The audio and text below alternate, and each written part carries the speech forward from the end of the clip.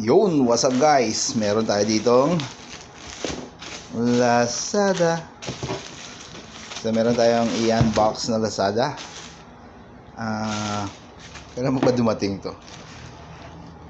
1 week na yata to sa akin. 2 weeks na. 2 weeks na eh. September 2, 1 week may gitna.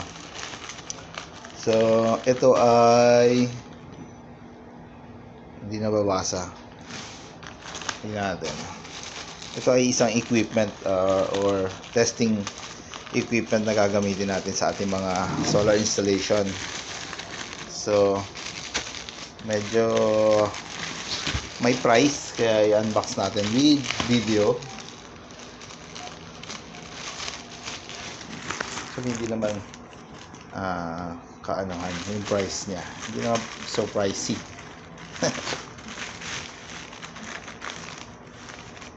Sa ating so meron pala tayong gunting dito. One hand lang kasi. Ayan, bubuksan na nga natin. Wala kasi wala akong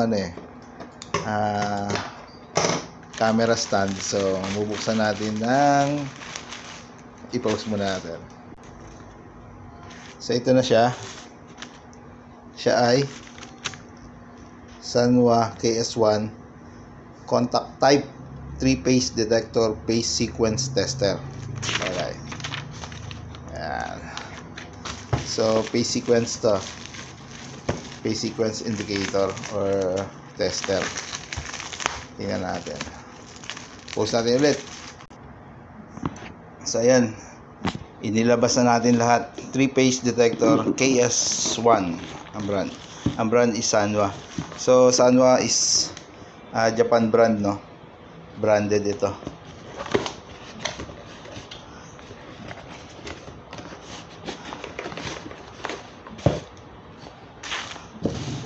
Mayroon siyang pouch.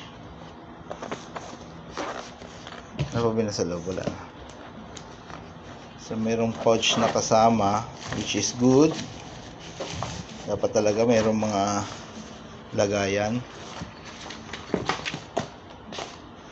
So yan.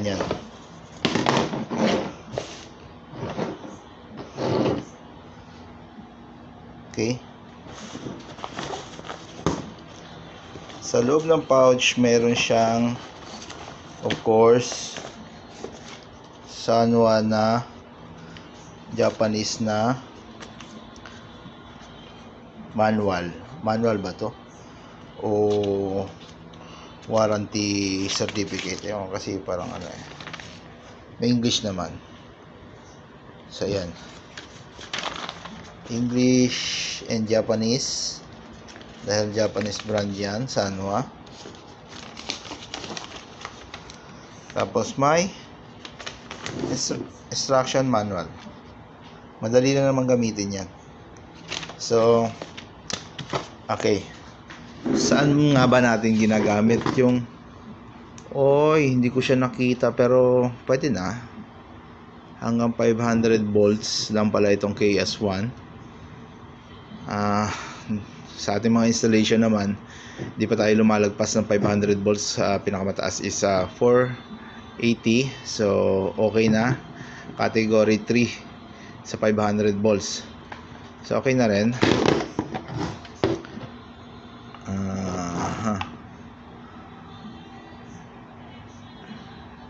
Avoid electrical shock. Remove test leads before opening case. Be sure to use the fuse with rating shown. So ayan. Saan ba natin ginagamit itong phase detector? So normally sa mga industrials, kailangan mo ng ganito, phase detector, pagka magkakabit ka ng motor, para alam mo yung ikot ng iyong motor. So dapat masunod mo yung RST kung gusto mong clockwise yung ikot ng motor mo. So kasi minsan hindi na test yung ating supply side.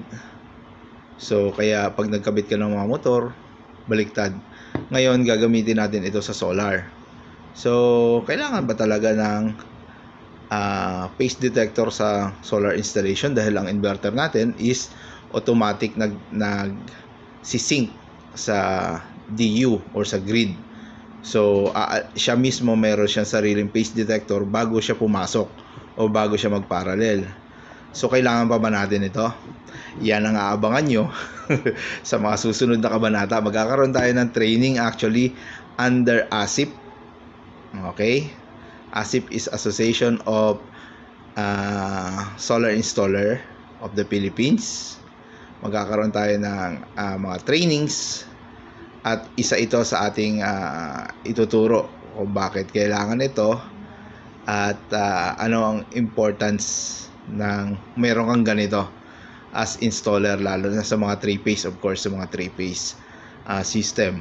Okay? So abangan nyo magandang mga trainings. Okay? So ito, in-unbox lang natin. Gagamitin natin to sa mga susunod na sa mga susunod na installation, kasi kailangan. Ayan, makikita may rotation arrow, clockwise and counterclockwise. So malalaman nyo kung ano yung importansya ng ganito. Meron mga tester, mga high-end tester na meron ng mismong phase detector, or meron na siyang ano ba tawag doon, advanced tester na yun na meron na siyang ganitong capability. So sa ating mga power quality analyzer, may mga ganito yan. Okay, so yan, abangan nyo, ituturo natin. At pag ginamit din natin pala to, papakita natin kung paano. So abangan nyo na yung mga susunod na video, paano gamitin to. Okay, sige, yun lang muna.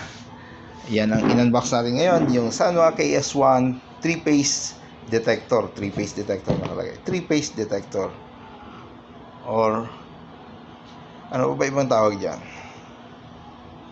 phase sequence detector, ano mga ganun. Sige, bye.